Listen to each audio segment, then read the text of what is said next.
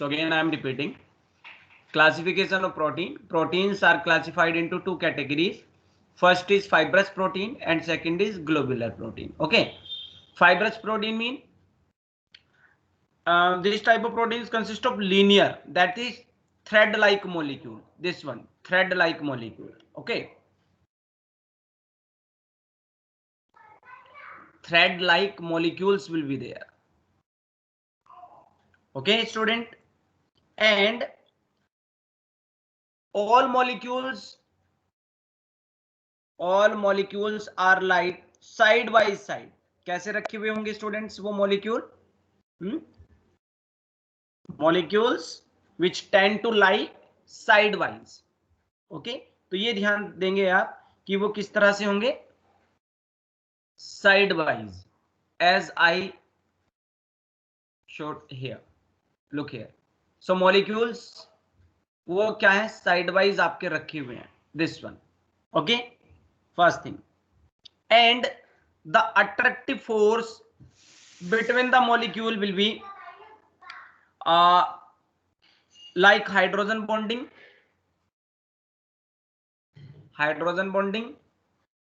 Van der Waals force here. किसमें कैसे bond होंगे ये? अट्रैक्टिव फोर्सेस कौन से होंगे? वंडरवाल फोर्स होंगे या हाइड्रोजन बॉन्डेड होंगे. और एक और स्पेशल होता है डाइसल्फाइड लिंकेज जो होता है वो भी इसके अंदर होता है. डाइसल्फाइड होता है जिसमें दो सल्फर आपस में लिंक हो. ठीक है. एंड मोस्ट इंपॉर्टेंट पॉइंट, ये तो हालांकि इतना नहीं पूछा जाता, ये पूछा जाता है इनसोलेबल इन वाटर. ये वाटर में कैसा होता है student? You will keep in mind, it is insoluble in water. This is very very important. Example की अगर बात करें, example is keratin protein. Example is keratin protein. ठीक है ना. किस किस के अंदर होती है ये? स्किन में होती है. और कहां होता है ये? हेयर में होता है, आपके हेयर्स में, नेल्स में, वूल में. और ये कौन बताएगा? कैलोजन, CALL कोलाजन, COLLAGEN. इन टेंडन्स, ये कौन बताएगा? बायो. टेंडन्स क्या होता है?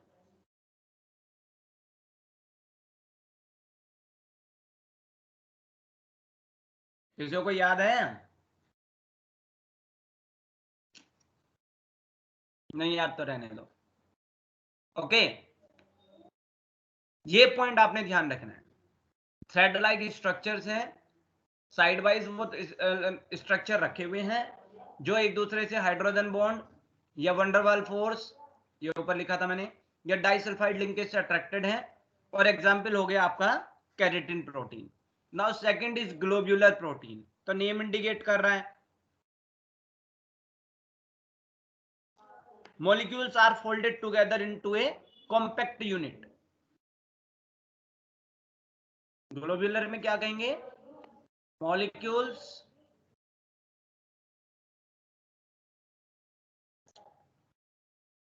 are folded together to form a globule. अब ग्लोब्यूल समझ में आया कि नहीं आया? कॉम्पैक्ट यूनिट, और you can say compact unit. Compact unit जो कैसी होगी? स्फेरॉइडल होगी. ये ध्यान देंगे, कैसा होगा ये? स्फेरॉइडल होगा. ठीक है ना. स्फेरॉइडल शेप मतलब स्फेरिकल, इस तरह का होगा. ये कैसा था student? It is thread like structure. This is thread like, but here structure is globule like, granules, spherical. Okay, and example is, but most important point is that, what was the important point student? It was insoluble, but globular protein is soluble. Globular protein is soluble as well as student. इसके example कोई मुझे बता सकता है क्या? कोई protein अगर आपने देखी हो?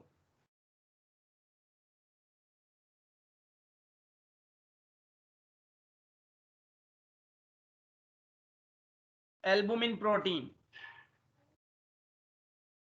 किसने देखी है? इंसुलिन किसने देखा है?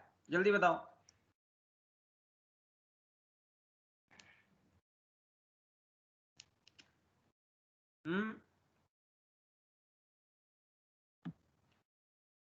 Soma, insulin protein. Yes sir. देखा है? कहाँ देखा है?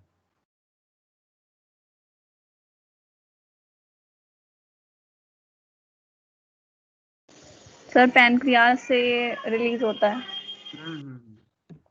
ये वो डायबिटीज वाला ही है। और albumin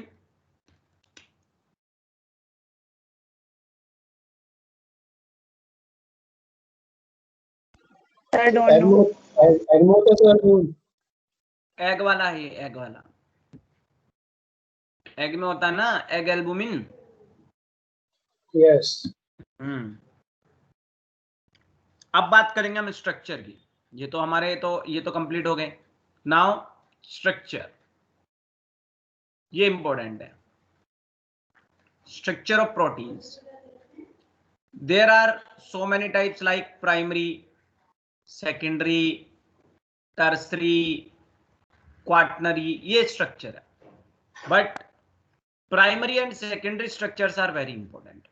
Primary we will discuss, we will draw the structure.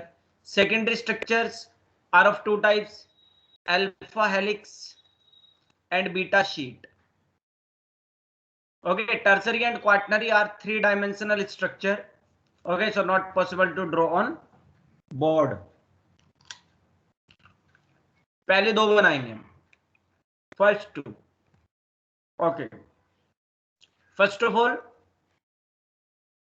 Primary structure.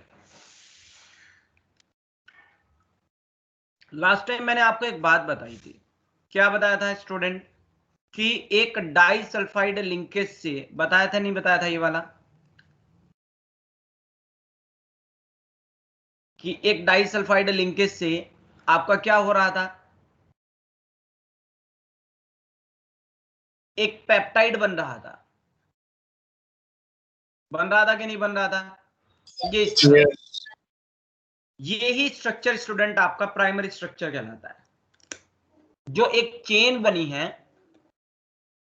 जो आपकी स्ट्रेट चेन फॉर्म हुई है, this is known as primary structure. And how will I draw it? Student look carefully. पहले आप यहां से ध्यान से देखें, NH2 ग्रुप इज देयर, या मान लेते हैं एक चेन चली आ रही है और ये भी एक चेन बढ़ती चली गई, सो NH इज देयर। तो आप ध्यान से देखना,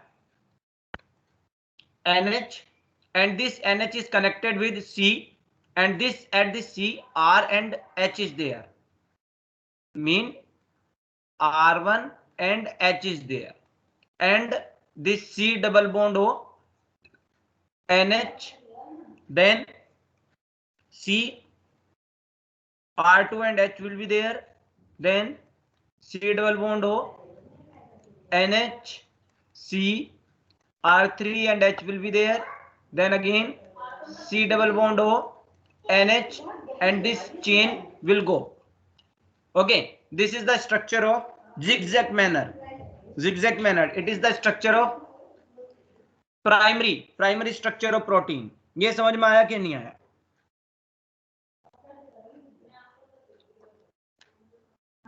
अरे क्लियर हुआ? Yes sir. Yes. Look for the secondary structure. अब secondary structure how many types? Two types, alpha helix and beta sheath. First of all, I am drawing this one, beta sheath structure. So I will use primary structure, and what will I do? What will I do, student? Suppose this is the chain, and now start from CO group. ये रहने दो आप, ये chain बढ़ती जा रही है। अब इधर से रिवर्स लिखते हुए लाओ, CO, then carbon, CO is linked with carbon, R3H is there, R3H, then come NH, then NH के साथ क्या है? CO, then this group, R2H, then sorry this here, then NH and C double bond O, then R1H और इसके साथ चला गया ये NH। ये बात समझ में आई कि नहीं आई? तो मैंने क्या किया student, here I am using 2 chain and what will I do?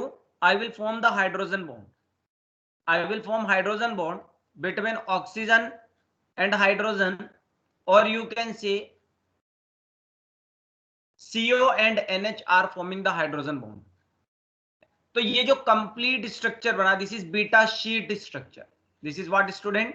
This is beta sheet structure, and this structure is not stable on heating. You will keep in mind, it is not stable, it is not stable on heating.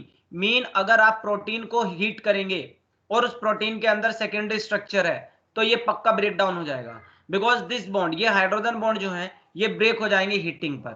But what will happen on this structure? No hydrogen bond is there student. कोई आपको इसमें hydrogen bond दिख रहा है? No. So it will be unaffected on heating. ये बात आप ध्यान रखेंगे कि हीटिंग पे कौन सा स्ट्रक्चर चेंज होता है. You will say secondary structure. क्यों होता है? Because hydrogen bonding is there. ये क्या हो जाते हैं? ब्रेक डाउन हो जाता है. बात समझ में आई कि नहीं आई? अरे कोई डाउट?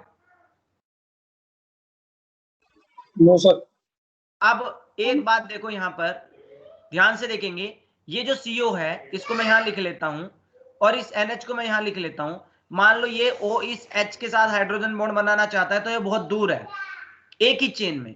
देखो student, make it clear, here is the bond formation between two chain. First is on upside, second is on downside. So one chain is forming the hydrogen bond with another chain.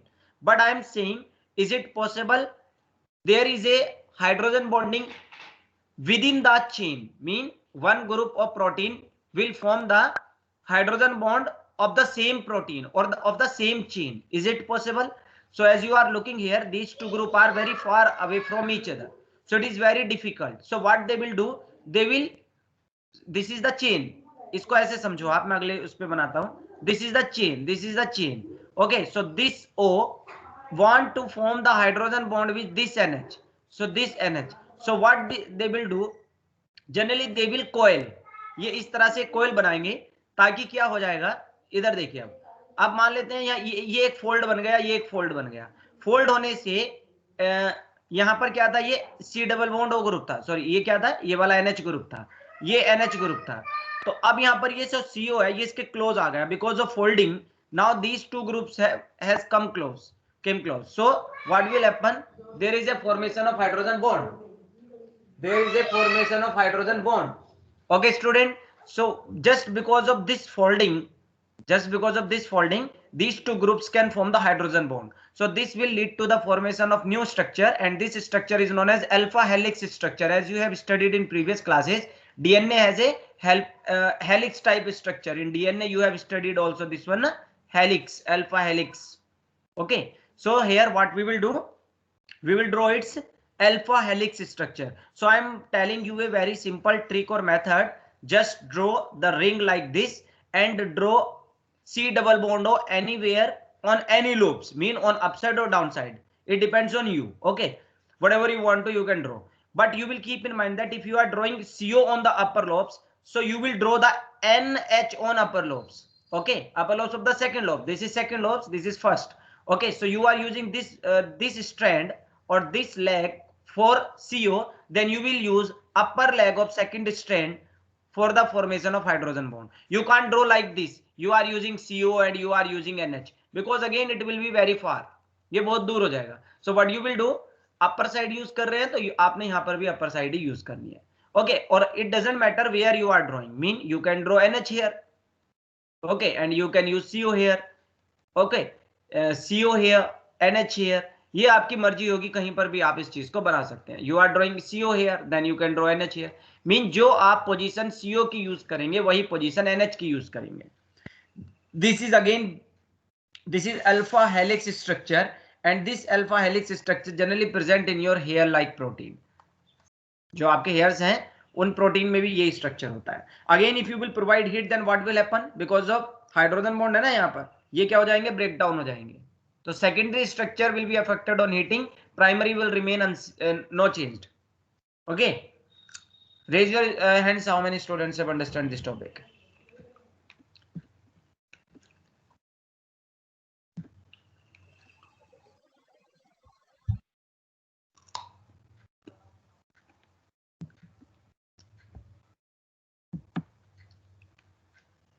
Okay, very good, all have understand.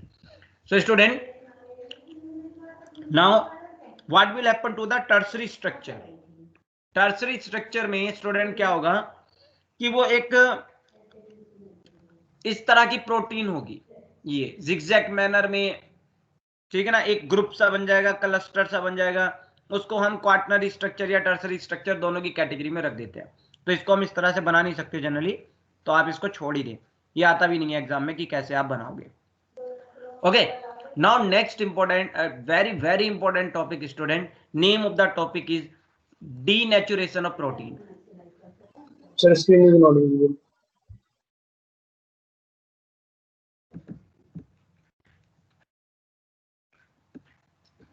This is your quaternary structure student, this one zigzag manner में आप बनाएंगे tertiary और quaternary structure. Okay, tertiary और quaternary both will be same, so you can't draw on board, so it is not possible for me to draw on the board, so it will not be asked in the exam, so you can leave it or you can skip it. Okay, next topic is denaturation of protein.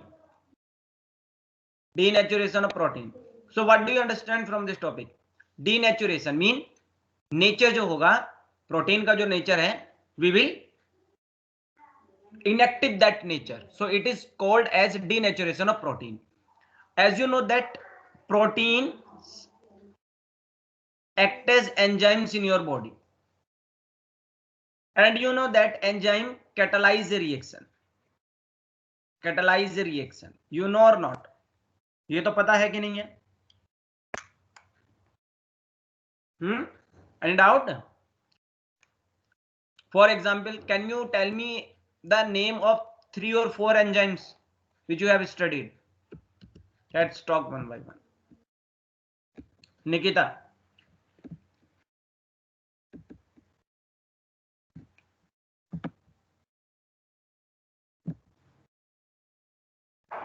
Nikita. Muzaina. Yes, sir. हाँ, 3-4 enzymes.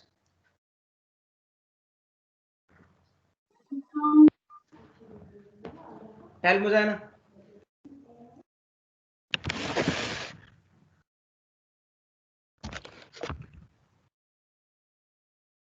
Nikita, आवाज नहीं आ रही क्या मेरी? Sir आ रही है. हाँ, तो बोलना क्यों नहीं है? Sir I don't know. Mujahina. Sir 1 minute. देख लूं, ढूंढ लूं कहीं से? नहीं सर, याद कर रहे हैं, याद नहीं आ रहा.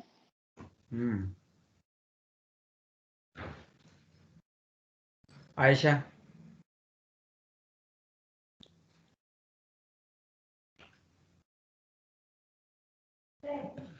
Yes sir. Enzyme.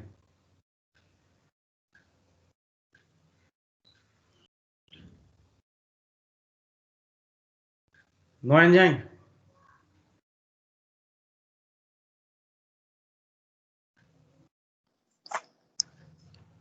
Sir lipase amylase वाला, मतलब ये वाले होते हैं एंजाइम्स, कंफर्म नहीं पता. शिवांगर.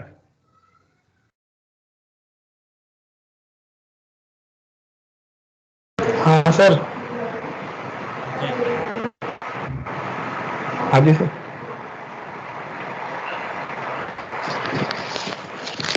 Sir amylase, pepsin,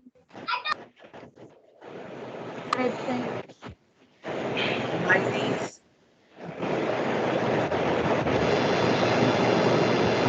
Amylase. हाँ सर। नोट कर लेते हैं। Amylase, invertase and zymase, ligase, ये एंजाइम नहीं पढ़े आपने? Already I told you in the previous topic, amylase will for the hydrolysis of starch, invertase will hydrolyze the sucrose, zymase will hydrolyze the who? Zymase, glucose into ethanol, zymase. So many enzymes you have studied. Okay, so these enzymes are generally protein. So what will happen? Suppose you are changing pH of your protein. Suppose that enzyme in protein, or both are same thing. Suppose that enzyme will act on pH 2.5. A particular type of enzyme, it will work at pH 2.5 and will catalyze the reaction. Okay, but what will happen if I will change this pH by 4.5? Now pH has changed, so what will happen? The biological activity of that enzyme will be ruptured. Okay, mean that protein will lose its biological activity. So when you will change the pH, then there is a loss in biological activity of protein. This is known as denaturation of protein. And suppose you are heating that protein. On heating, what will happen? On heating, I told you these bonds. Which one? Hydrogen bonded. Hydrogen bonds are present in which protein? Which structure? Secondary structure, tertiary structure, quaternary structure. So all these structures जो होंगे वो क्या होंगे? सारे के सारे as you will provide heat to that protein. So secondary structure, tertiary structure and quaternary structure, ये सब क्या हो जाएंगे? ब्रेक हो जाएंगे. So जब वो स्ट्रक्चर ही ब्रेक हो गए, then what will happen? Protein will lose its biological activity. Okay, so on adding chemical, other chemical, or you can say by changing pH or by heating, protein lose its biological activity. This process is known as denaturation of protein. This is very important. Board has asked this question so many times. What do you mean by denaturation of protein? So what you will say, student? What you will say? Loss of biological activity of protein on changing the pH or heating the protein is known as denaturation of protein. Is it clear to all or not?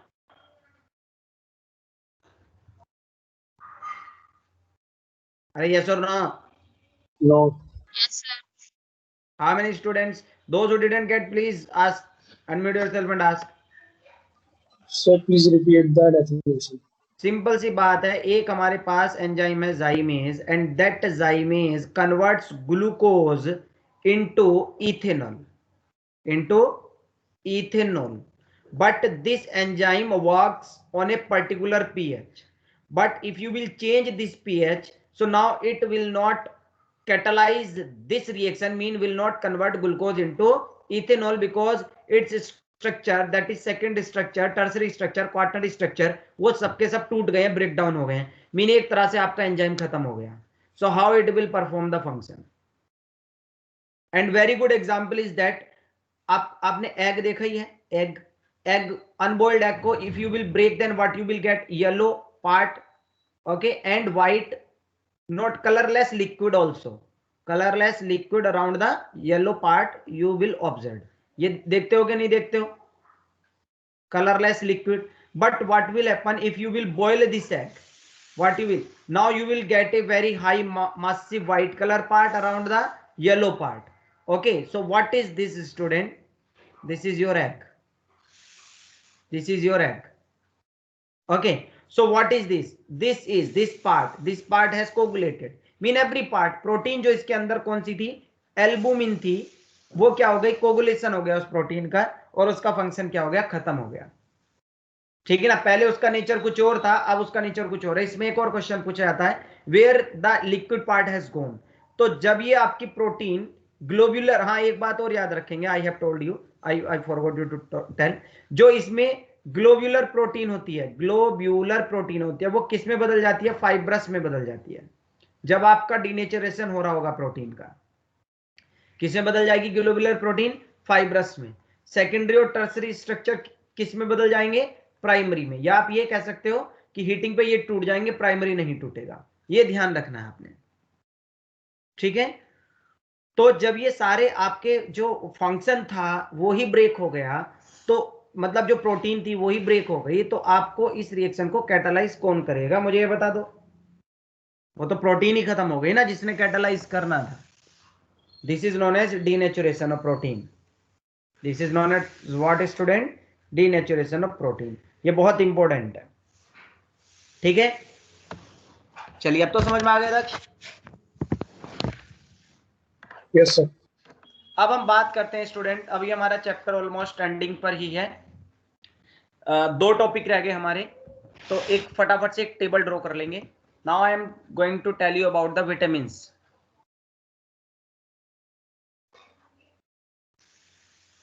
Vitamins. Okay, so what are vitamins, student? What are vitamins?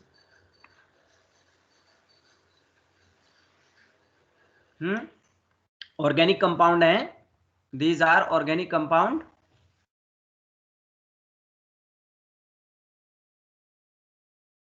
जो कि क्या किस चीज में है, जो आपको बहुत कम अमाउंट में चाहिए, required in small amount, small amount. Okay, ताकि वो क्या करें, वो एंश्योर करें healthy growth.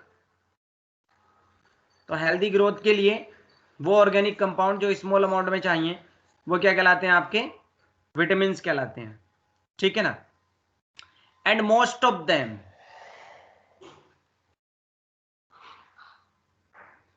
Can't be synthesised by our body. ये बात आपने ध्यान रखनी है, इंपॉर्टेंट है, मतलब फॉर योर नॉलेज। विटामिन्स जो हैं आपके, मोस्ट ऑफ देम जो हैं वो हमारी बॉडी के द्वारा सिंथेसाइज नहीं हो सकते, लेकिन प्लांट जो हैं वो ऑलमोस्ट सभी तरह के, almost all of them can synthesise, ठीक है ना। ये बात, 2 बात ध्यान रखेंगे। प्लांट सारे विटामिन ऑलमोस्ट सिंथेसाइज कर लेते हैं, लेकिन जो ह्यूमन बॉडी है वो सिंथेसाइज नहीं कर पाती। और जो आपके विटामिन हैं वो आपके 2 कैटेगरी में क्लासिफाई किए गए हैं, ठीक है। वो कौन कौन से हैं जो 2 कैटेगरी में क्लासिफाई किए गए हैं? Classification is, first is water soluble, this is very very important students, water soluble, and second is fat soluble. First is water soluble student and second is fat soluble. So name is indicating these type of vitamin will be dissolved in water soluble.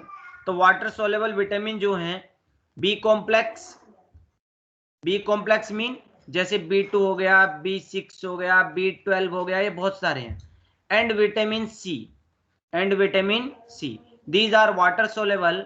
And what about fat soluble? Remaining is like A, D, E and K, these are fat soluble. याद रखेंगे, A, D, E, K are fat soluble and these are water soluble. That's why vitamin C should be taken by you regular in your diet.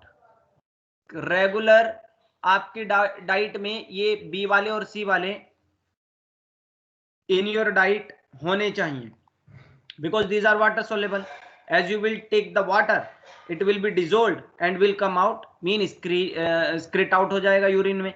So deficiency of vitamin C or B may occur in your body, so daily you should ensure your diet which should be rich in vitamin B and vitamin C, क्योंकि ये तो daily आपका urine में स्क्रेट out होता रहेगा. That's why you should take citrus fruit, okay, citrus lemon वगैरह, आंवला, something like this, जो खट्टे फ्रूट होंगे you have to take water soluble. And these are fat soluble, mean body can absorb, okay. आपको daily लेने की जरूरत नहीं है. One time you have taken B D E K, तो वो काफी टाइम तक वर्क करेगा, लेकिन फिर भी आपकी इसमें ये होने चाहिए, ओके. ये बात समझ में आ गई? क्लियर है सभी को? अब मैं आपको एक टेबल सा बनाऊंगा, वो थोड़ा सा आपने याद रखना है. मैं बताऊंगा कि आपका विटामिन कौन सा है, उसका सोर्स क्या है और उसकी डेफिशिएंसी से डिसीज क्या हो सकती है।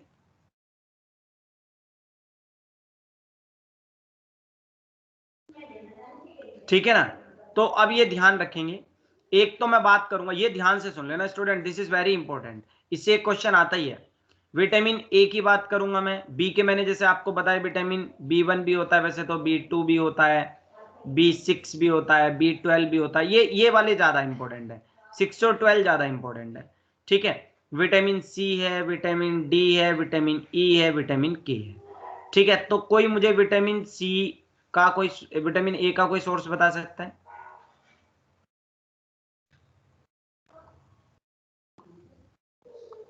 What is the source of vitamin A?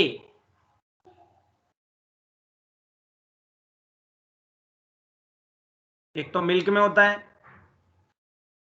Fish liver oil, ठीक है ना, उसमें भी मिलता है।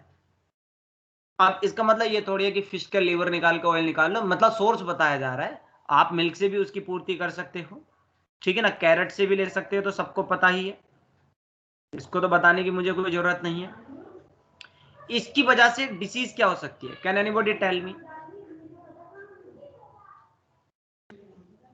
है night blindness. Night blindness. Night blindness, बिल्कुल ठीक बात है।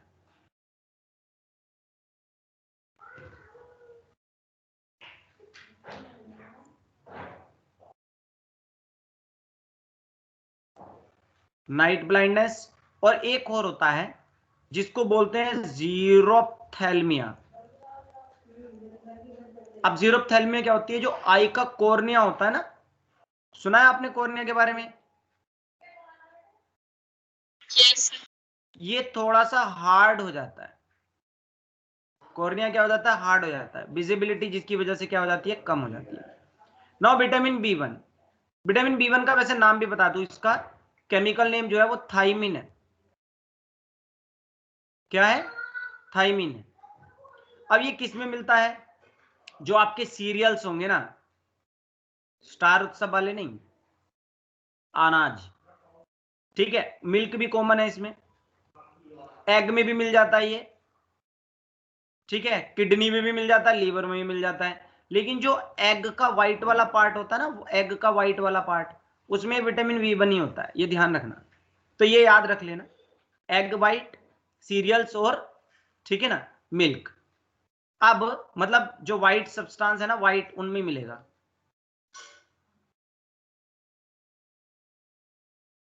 ठीक है, तो हाँ, अब इनके सोर्सेस के बारे में बताओ जरा, सोर्स क्या हो सकता है? सॉरी, डिसीज के बारे में बताएंगे। तो विटामिन बी की वजह से जो आप सुनते आते हो, कौन सी? Very very. हाँ, वेरी वेरी, क्या होता है वेरी वेरी?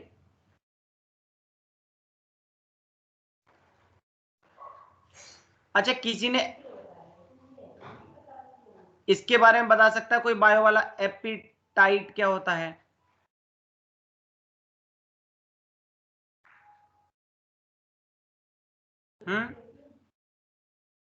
एपिटाइट,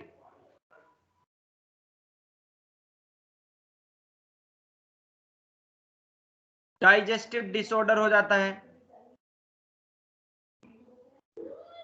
अब ये मैं कल पूछूंगा एपिटाइट क्या होता है। बात करते हैं विटामिन B2 की, ठीक है ना, किसकी बात करेंगे? विटामिन B2 की। ये डाइजेस्टिव इसी की वजह से होता है, B2 की वजह से, ठीक है। और इसका सोर्स क्या है विटामिन B2 का? ये व्हाइट वाला, ठीक है ना, ये इसी का सोर्स है, ये सीरियल्स इसमें ले लो आप, ठीक है। मैं B6 के बारे में बताता हूं, B6 और B12, these are very very important.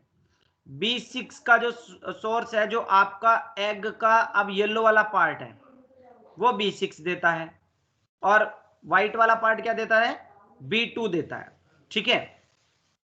और इसकी वजह से एक डिसीज होती है कन्वर्जन, स्टूडेंट, बहुत इंपॉर्टेंट है, कई बार एग्जाम ने पूछा है, कन्वर्जन्स, ठीक है, कन्वर्जन्स। बताऊंगा मैं कल ही इस डिसीज के बारे में होता क्या है, बट डायरेक्ट आप नेम याद कर लें। कन्वर्जन डिसीज जो होती है वो किसकी वजह से होती है? B6 की वजह से। और B12 जो है B12 जो है ये भी आपका किस में मिल जाता है, ये भी एग में, कर्ड में, इस सभी में मिल जाता है, एग में या दही में मिल जाएगा। और इसकी वजह से जो डिसीज होगी उसको बोलते हैं परनीशियस एनीमिया, बहुत इंपॉर्टेंट है परनीशियस एनीमिया, ये दो तो आपने भूलना ही नहीं है। परनीशियस एनीमिया, परनीशियस एनीमिया मतलब आरबीसी की क्या हो जाएगी, डेफिशिएंसी हो जाएगी हीमोग्लोबिन में, जो हीमोग्लोबिन है उसमें आरबीसी जो होती है ना आपकी वो कम हो जाएंगी, ठीक है। तो ये बात आप ध्यान रखेंगे, परनीशियस एनीमिया। विटामिन सी इसको बोलते हैं एस्कॉर्बिक एसिड, भी इसका दूसरा नाम है एस्कॉर्बिक एसिड, ठीक है। और विटामिन सी जो है आपको सबको पता ही है कहाँ मिलेगा विटामिन सी, सिट्रस फ्रूट में, सिट्रस फ्रूट में। और इसकी वजह से जो होगा आपके जो ब्लीडिंग होगी गम्स में, ब्लीडिंग गम्स, मसूड़ों में से खून आता रहेगा, जिसको हम स्कर्वी बोलते हैं, SCURVY, स्कर्वी। अब बात करते हैं विटामिन डी की। विटामिन डी जो होता है ये बॉडी में खुद बन जाता है, but in the presence of sunlight, in the presence of sunlight, in the presence of sunlight, मतलब साफ है इसका क्या कि सनलाइट की प्रेजेंस में बनेगा। हालांकि हम इसमें कंफ्यूज होते हैं, हम कहते हैं कि विटामिन डी है आपका धूप में है, धूप में नहीं है, सनलाइट में बन रहा है, मतलब एक फोटोकेमिकल रिएक्शन है, ठीक है। फिश में भी मिल जाता है और जो एग की योक होता है, येलो पार्ट होता है, उसमें मिल जाता है, एग का जो येलो पार्ट है वो भी उसमें मिल जाता है ये, ठीक है। और विटामिन डी की कमी से जो डिसीज होती है, बोन्स कमजोर हो जाती है, जिनको हम बोन डिफॉर्मिटीज बोलते हैं और जिसको हम रिकेटस बोलते हैं, RICKETS, ठीक है ना, क्या बोलते हैं जिसको हम रिकेटस बोलते हैं। ऑस्टियो, हम इसको ऑस्टियोमेलेसिया भी बोलते हैं, इसका दूसरा नाम याद रख लेंगे आप, ऑस्टियोमेलेसिया। बोन बहुत सॉफ्ट हो जाती है, सॉफ्ट, ठीक है ना। आप सॉफ्ट का मतलब ये नहीं है वो योगा करने लग जाएगा, ठीक है ना, मतलब क्या है कि पेन होना शुरू हो जाएगा जॉइंट्स में, जॉइंट्स हैं तो उनमें पेन होना शुरू हो जाएगा, क्योंकि सॉफ्ट है तो वो इसको होल्ड नहीं कर पाते हैं, तो वो जॉइंट्स में पेन होना शुरू हो जाएगा, रामदेव नहीं बन जाएगा वो, ठीक है। नाउ ई और एंड के आर लेफ्ट, तो मैं इनको अगले पेज पे बता देता हूं।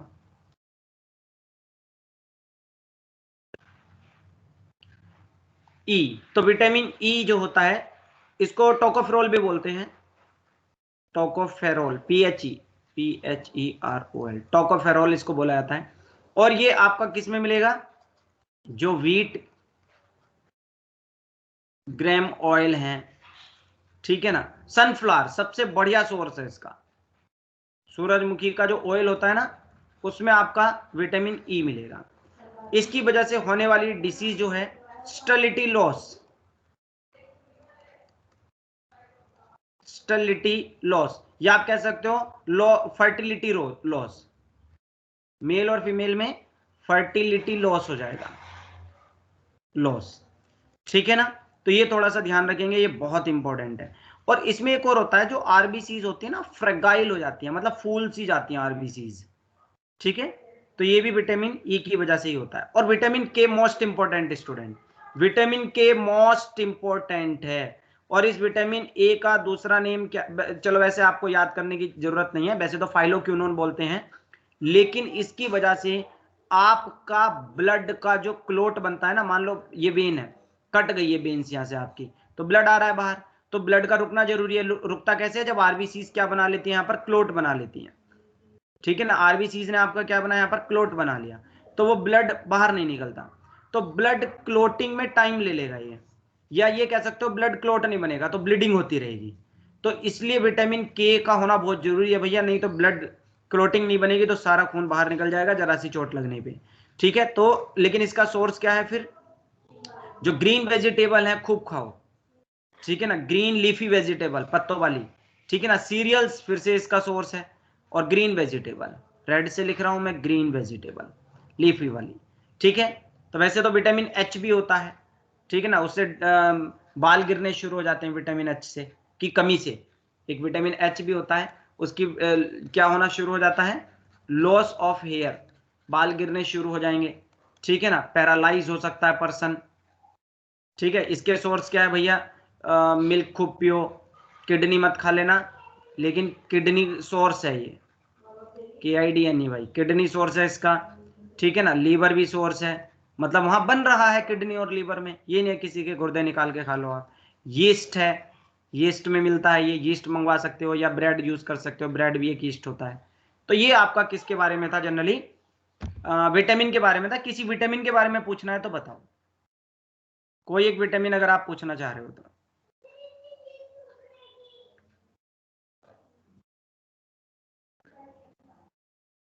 बोलो स्टूडेंट, किस किस को समझ में आया आज की क्लास, जल्दी बताओ फिर। किसी को कोई विटामिन के बारे